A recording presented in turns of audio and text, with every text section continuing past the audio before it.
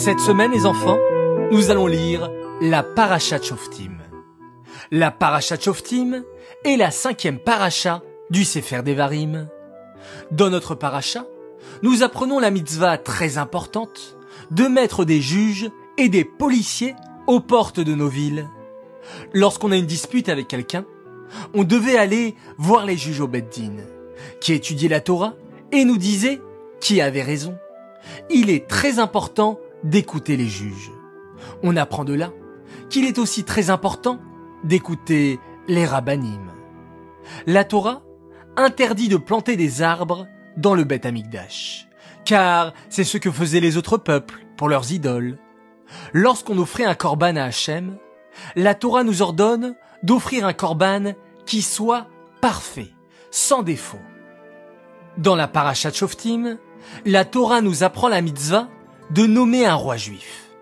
Tu connais sûrement des noms de rois juifs célèbres. Le roi David, bien sûr, qui a écrit les Tehillim, ou encore le roi Shlomo, son fils, qui a construit le Beth Amikdash. Un roi juif dirige le peuple et l'encourage à faire la Torah et les mitzvot. Un roi juif doit faire attention à ne pas avoir trop de femmes, trop d'argent et trop de chevaux. Un roi juif a la mitzvah d'écrire 2 Sefer Torah.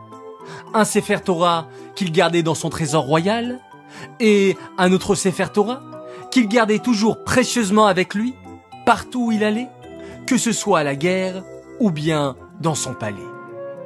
Tous les 7 ans, le roi juif lisait des parties de la Torah à tous les béné Israël. Hommes, femmes, enfants, bébés réunis au Beth Amikdash. Ce rassemblement s'appelait le Hakel. La Torah interdit de demander à des devins ou à des magiciens de nous prédire le futur. On doit faire confiance en Hachem qui nous guide toujours sur le droit chemin. À l'époque du Beth Amikdash, en temps de guerre, il était interdit de détruire les arbres qui produisent des fruits. On apprend de là la mitzvah de ne pas faire bal tashrit, de ne pas gaspiller. On ne doit pas jeter de la nourriture ou abîmer nos affaires.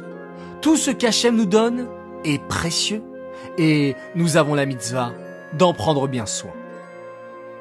Bravo les enfants, merci de votre écoute et je vous dis Shabbat Shalom.